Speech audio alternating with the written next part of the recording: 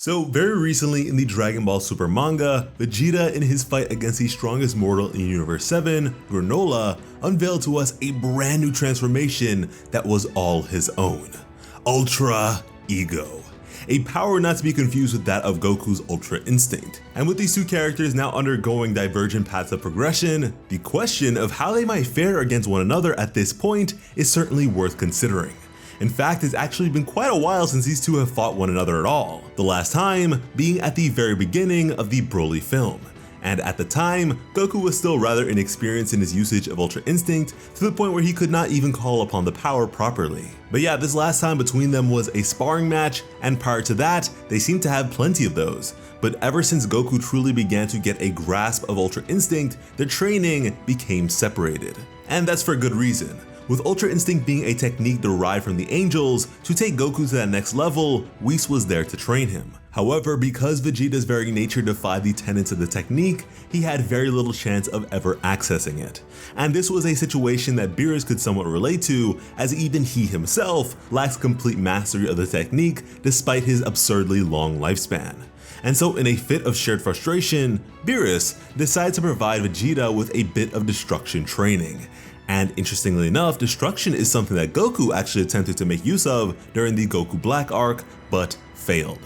Now for the sake of fairness, Ultra Ego is a very new development, and so there may be certain aspects of it that we are not entirely aware of just yet. But considering the fact that it was able to push Granola to an extent similar to that displayed by Goku's Ultra Instinct, I don't believe that it is too unreasonable to compare the two.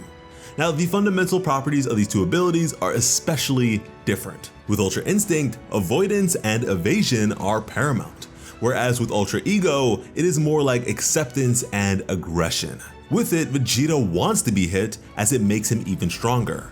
And at that, I would say that this form is one that absolutely requires resistance or opposition. Because it is rooted in the very essence of Saiyan biology, a degree of thrill and or desperation is a necessity. This is not something that may be used haphazardly. But at the same time, one might be able to argue that perhaps a degree of self-induced harm may suffice in upping its strength, and fair enough, but we have to remember the sort of character that we are dealing with here. Vegeta is not about to use this on just anybody, because at this point, the list of combatants that can actually challenge him in Universe 7 is a very short one.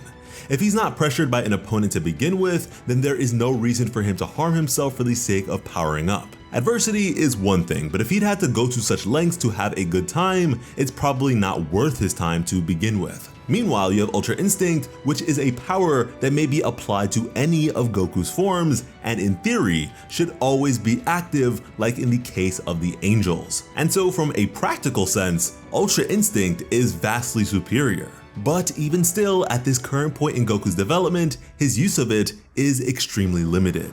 Yes, he may apply it to any of his forms, even base, but the moment he's met by any complicated strategy that requires consideration and thought, he is liable to losing it and becoming vulnerable. Not only that, but he still hasn't completely mastered Ultra Instinct in tandem with his Super Saiyan transformations due to just how diametrically opposed the aggression required of Super Saiyan is to the neutrality required of Ultra Instinct. Now, we thoroughly discussed everything Goku can currently do with Ultra Instinct in a previous video, so I suggest you go and check that one out for a bit more depth and contextual explanation, but Goku can do a lot of outlandish things with Ultra Instinct beyond just simply dodging. In its white-haired form, which is Ultra Instinct perfected, he actually hits really hard and is even capable of telekinesis, cloning, enhanced defense, and spiritual projection.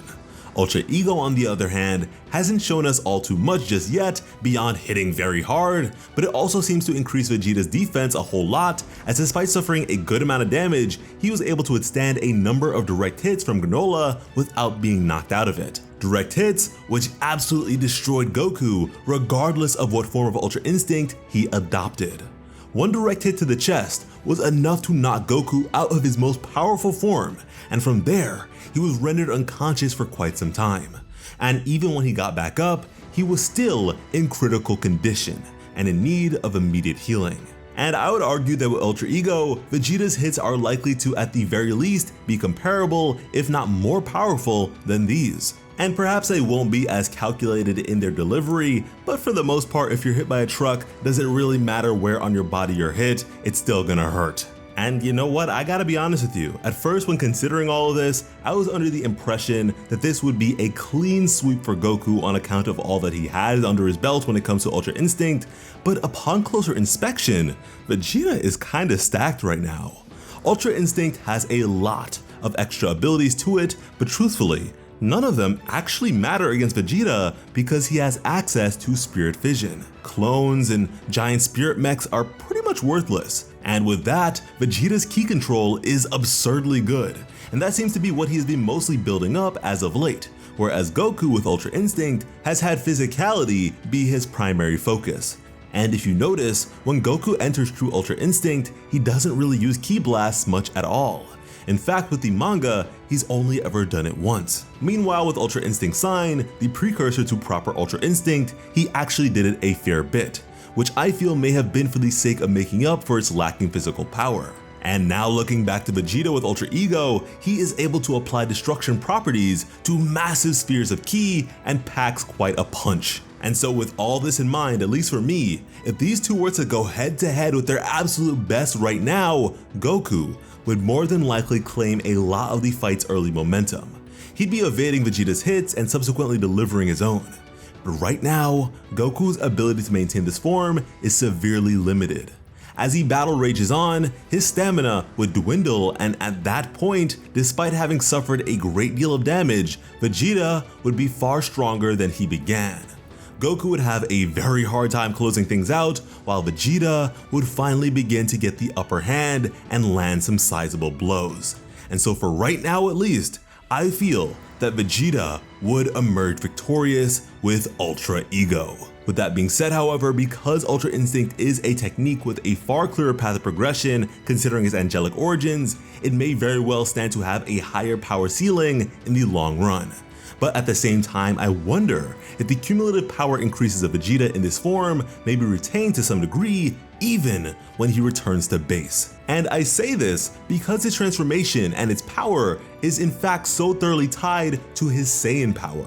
So in theory, its growth should in fact remain to some extent, but we'll just have to wait and see if that is truly the case or not. But in regards to progression, although Ultra Ego may be unique to Vegeta, being a sort of reaction between his Saiyan genetics and the power of a god of destruction, he still has a long way to go in his training under Beerus, so who knows how far this may end up going for him. After all, it is unwise to doubt a Saiyan's power. But yeah guys, that just about does it for the discussion. I imagine this sort of thing may be a tad bit controversial to some, but I welcome you all to leave your thoughts on everything in the comments below. And if you would care to see more discussions like it, be sure to subscribe to Plot Armor with notifications on, because when it comes to bringing you some of the best Dragon Ball Super content on the platform, Plot Armor has you covered.